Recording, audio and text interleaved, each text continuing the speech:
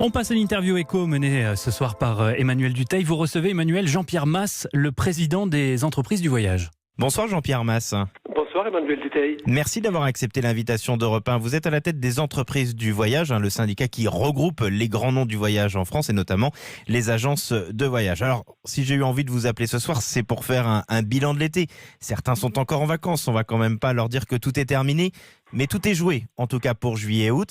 À la mi-journée, sur l'antenne d'Europe 1, on avait le patron de Pierre et Vacances Center Park qui nous a dit « Je pousse un ouf de soulagement parce que j'ai sauvé ma saison ». Est-ce que c'est le cas de tout le monde ? Non, les Français, cet été, ils sont aussi nombreux à être partis en vacances que les années précédentes. Ils sont restés en France beaucoup plus nombreux que d'habitude et ils ont choisi les endroits où il y avait de la place, où il n'y avait pas trop de promiscuité pour éviter le risque de contagion. Donc l'hôtellerie 2-3 étoiles, balnéaire et montagne a très bien sauvé sa saison. En revanche, l'hôtellerie qui était essentiellement occupée par des clients étrangers, et notamment des clients haut de gamme, américains, russes, chinois, japonais, cette hôtellerie-là a fait une saison absolument catastrophique, les palaces, les 4 étoiles, que ce soit à Nice et bien évidemment à Paris et dans les grandes villes où les Français ne vont pas l'été et où les étrangers ne sont pas venus faire du tourisme urbain. Alors les palaces doivent logiquement rouvrir là d'ici quelques jours, notamment à Paris. Vous pensez que ça peut tenir, que les clientèles étrangères vont, pour certaines, enfin revenir un peu? Et on sait aussi que ces hôtels fonctionnent grâce au business. Est-ce que là aussi, vous pensez que ça va peut-être un tout petit peu repartir? Qu'est-ce qu'on vous dit? Je suis extrêmement pessimiste sur la suite. Extrêmement pessimiste parce qu'on n'a aucune visibilité sur l'ouverture des frontières. Aujourd'hui, les frontières sont entrouvertes et la France n'a pas une très bonne image sanitaire, donc les frontières sont entrouvertes. Il est peu probable que les étrangers et les étrangers à haute contribution reviennent en France dans les semaines et les mois à venir. Et le tourisme d'affaires, les déplacements professionnels, eux, sont également en berne et les perspectives de reprise sont inférieures à ce que l'on avait imaginé au mois de juin. On sait que la saison touristique, c'est bien évidemment juillet et surtout août en France, mais depuis quelques années, septembre devient un très gros mois. Est-ce que vous pensez que l'après-saison, septembre, octobre, peut permettre à certains de récupérer un petit peu de ce qu'ils ont perdu? Les 3 mois, juillet, août, septembre, ont tendance à être presque équivalents maintenant, ce qui n'était pas le cas dans le passé. Je ne pense pas que septembre permette de sauver la saison, octobre non plus. Les réservations, l'état des réservations que l'on a, même en France, est très en retrait par rapport à ce que l'on avait normalement à la même période pour cette période de fin d'été et d'automne. On va regarder dans un instant comment ça se passe à l'international pour les Français qui sont quand même un petit peu partis ou pour ceux qui voudraient partir. De ce que j'entends, Jean-Pierre Masse, je rappelle que vous représentez notamment les agences de voyage, il faut maintenir encore plus longtemps que ce qui était prévu les aides au secteur touristique? On vit sous perfusion ou sous oxygène, les deux même en même temps. Je pense que si l'oxygène s'arrête, le secteur touristique va être en très très grande difficulté.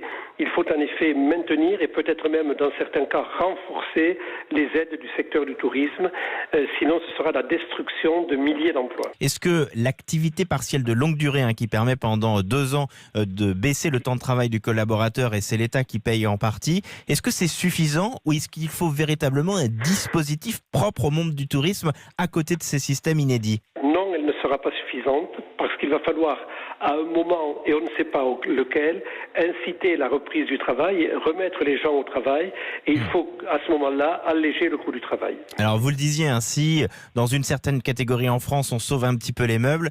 Il n'y a peut-être pas d'autre mot là. C'est la catastrophe pour les destinations étrangères. Personne ne part ou presque personne. Les Français ne sont pas partis à l'étranger.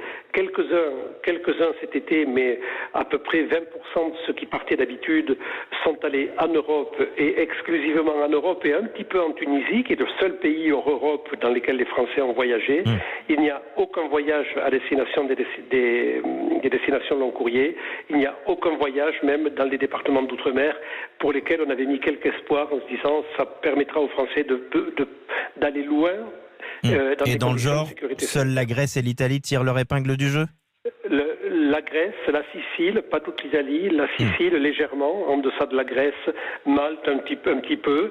L'Espagne aurait dû la tirer, mais ne l'a pas tirée parce qu'il y a eu une communication très négative avec une crainte de fermeture des frontières au mois de juillet. Donc on ne part pas pour être pris en otage dans un pays étranger. L'Espagne et le Portugal, très en retard. Alors, on sait que généralement, la première chose que l'on fait en revenant au travail, et je crois que c'est très vrai pour les grandes vacances d'été, c'est de réserver les prochaines vacances. Là, il n'y a rien ? Non, il n'y a rien.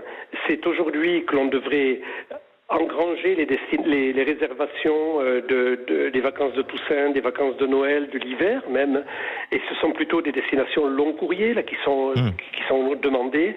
Aujourd'hui, il n'y a rien parce qu'il n'y a aucune visibilité sur la possibilité de voyager à l'étranger.